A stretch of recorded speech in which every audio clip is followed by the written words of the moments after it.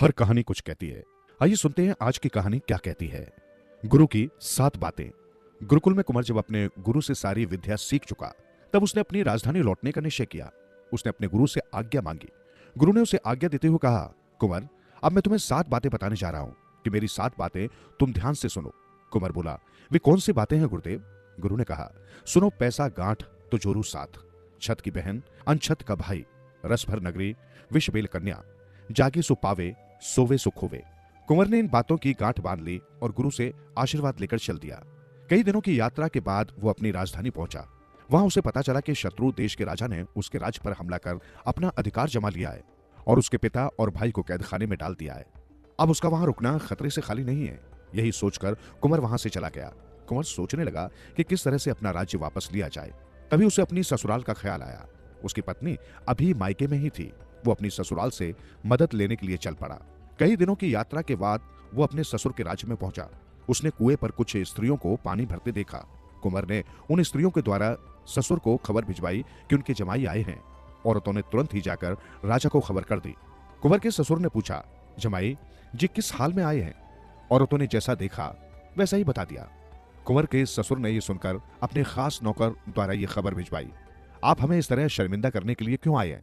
अगर बेटी को ले जाने आए हैं तो लाव लश्कर लेकर ढंग से आए। इस तरह आने से तो सभी लोग हमारा मजाक उड़ाएंगे। नौकर द्वारा ससुर की बात सुन कुंवर बड़ा निराश हुआ और वहां से चल दिया। पैसा गांठ तो जोरू साथ। गुरुजी की कही बात कुंवर को तुरंत याद आ गई।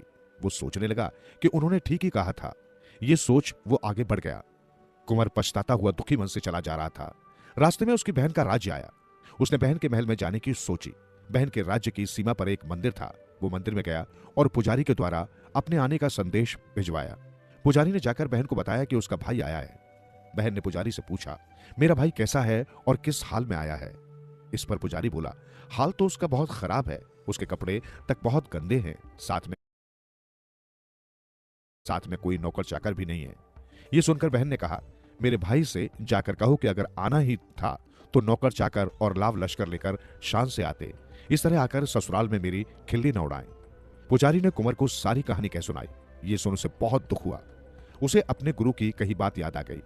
वो निराश हो लौट चला। चलते चलते वो इस सोच में डूबा था कि धन संपत्ति न होने पर अपनी सगी बहन भी संकट में साथ छोड़ देती है। 2-3 दिन के सफर के बाद वो अपने ननिहाल में पहुंचा। उसके नाना के कोई बेटा नहीं था, इसलिए उसने कुंवर के एक भाई को बचपन में ही गोद ले लिया था। कुंवर के मन में अपने इस भाई के लिए तरह तरह के विचार उठ रहे थे। उसे शंका थी कि उसका भाई उसे पहचानेगा या नहीं। फिर भी वो अपने कदम महल की ओर बढ़ा रहा था। भाग्य से उसका भाई झरोके में बैठा हुआ था। उसने कुंवर को ध्यान से देखा तो उसे यकीन हो गया कि ये तो उसका भाई है। वो तुरंत अपने भाई की ओर दौड़ा और उसे अपने गले से लगा लिया। कुंवर के भाई ने उसके मैले कुचैले कपड़ों की भी परवाह नहीं की। वो उसी तरह भाई को गले लगाए रहा। दोनों भाइयों की आंखें भीग गई। वो कुंवर का खूब मान सम्मान के साथ महल के अंदर ले गया और बढ़िया बढ़िया कपड़े उसे पहनने को दिए। उसे भोजन कराया। खिला पिला देने के बाद भाई ने उसका हालचाल पूछा। कुंवर ने अपने भाई को सारी बातें बता दी। सारी बातें सुनकर भाई ने कहा, मेरे होते हुए तुम्हें जरा भी फिक्र करने की जरूरत नहीं है। तुम यहां आराम से रहो जब तक मैं उन्हें छुड़ाने की तैयारी करता हूं। कुंवर अपने भाई के महल में आराम से रहते हुए अपने परिवार को छुड़ाने की योजना पर सोचता रहा। उसने अपने बड़े भाई के साथ मिलकर एक योजना बनाई। उसे अपने गुरु की कही बात याद आ गई, छत की बहन अनछत का भाई। दोनों ही बातें बिल्कुल सच निकली। एक दिन कुंवर की इच्छा शिकार खेलने की हुई। उसने अपने मन की बात अपने भाई को बताई। भाई ने तुरंत कुंवर की सुरक्षा के लिए अपने सिपाहियों को आदेश दिया कि कुंवर के साथ शिकार पर जाने की व्यवस्था की जाए। कुंवर सिपाहियों को साथ ले शिकार खेलने निकल गया। शिकार खेलते खेलते वो जंगल में रास्ता भटक गया। सिपाही भी पीछे रह गए। शाम होने वाली थी। रास्ता ढूंढते ढूंढते वो दूसरे नगर में जा पहुंचा। तब तक काफी अंधेरा भी हो चुका था। उसने उसी नगर में रात गुजारने की सोची। वहां से कुछ दूर एक कुम्हार का घर था। कुंवर वहां रात बिताने को ठहर गया। वो भोजन करके सोने ही वाला था कि उस राज्य के सिपाही आए और कुम्हार के इकलौते बेटे को पकड़कर ले जाने लगे। कुम्हारी जोर जोर से रोने लगी। कुंवर ने पूछा, क्या बात है? सिपाही तुम्हारे बेटे को क्यों ले जा रहे हैं? कुम्हारी ने बताया, बेटा, राजा के सिपाही रोज एक घर से एक लड़का ले जाते हैं। उसकी शादी राजकुमारी के साथ कर देते हैं, किंतु अगले दिन वो लड़का मरा हुआ मिलता है। आज मेरे बेटे की बारी है। अब मैं कैसे अपने बेटे को बचाऊं? कुंवर बोला, आप चिंता मत कीजिए मां, आपके बेटे को कुछ नहीं होगा, उसकी जगह सिपाहियों के साथ मैं जाऊंगा। कुम्हारिन बोली, नहीं बेटा, तुम तो हमारे अतिथि हो और मैं अपने बेटे को बचाने के लिए वहां भेज दूं। तुम्हारी मां की गोद मैं सूनी नहीं होने दूंगी। कुंवर नहीं माना। उसकी जिद के आगे कुम्हारिन की एक न चली। आखिर कुम्हारिन मान गई। राजा के सिपाही कुंवर को लेकर राजमहल लौट आए। राजकुमारी से कुंवर का ब्याह हो गया। कुंवर रात को चौपड़ बिछाकर बैठ गया।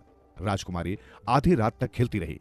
फिर उसे नींद आने लगी तो वो सो गई, लेकिन कुंवर जागता रहा। उसे अपने गुरु की बात याद थी, रस भर नगरी विषबेल कन्या, जागे सो पावे, सोवे सो खोवे। वो चौकन्ना होकर आने वाले खतरे का इंतजार करने लगा। अचानक कुछ आवाज हुई। कुंवर चौंका। तभी उसकी नजर राजकुमारी के चेहरे पर गई तो वो हैरान रह गया। राजकुमारी की नाक से एक नाग निकल रहा था। कुंवर ने तुरंत अपनी तलवार निकाल ली। नाग निकलते ही काफी बड़ा हो गया और फुंफकारता हुआ कुंवर की ओर लपका। कुंवर तैयार था। उसने अपनी तलवार से नाग के टुकड़े टुकड़े कर दिए। अब कुंवर को पूरा माजरा समझ में आया कि रोज विवाह के बाद लड़के मर क्यों जाते थे। सुबह हुई तो सिपाही हमेशा की तरह लाश उठाने आए। वहां कुंवर को जिंदा देखा और राजकुमारी के पलंग के पास एक नाग मरा हुआ देखकर वे हैरान रह गए। उन्होंने तुरंत जाकर यह खबर राजा को बताई। राजा ने जब ये खुशखबरी सुनी तो उसकी खुशी का ठिकाना नहीं रहा। कुछ समय ससुराल में रहकर कुंवर अपने भाई के महल में लौट आया। उसने अपने भाई को सारा किस्सा बताया। कुछ दिनों के बाद दोनों सेना लेकर अपने राज्य जा पहुंचे। वहां के शत्रु राजा को हराकर अपने माता पिता और भाई भाभियों को कैद से छुड़ा लिया। कुंवर गुरु की बताई उन 7 बातों को जीवन भर नहीं भूला।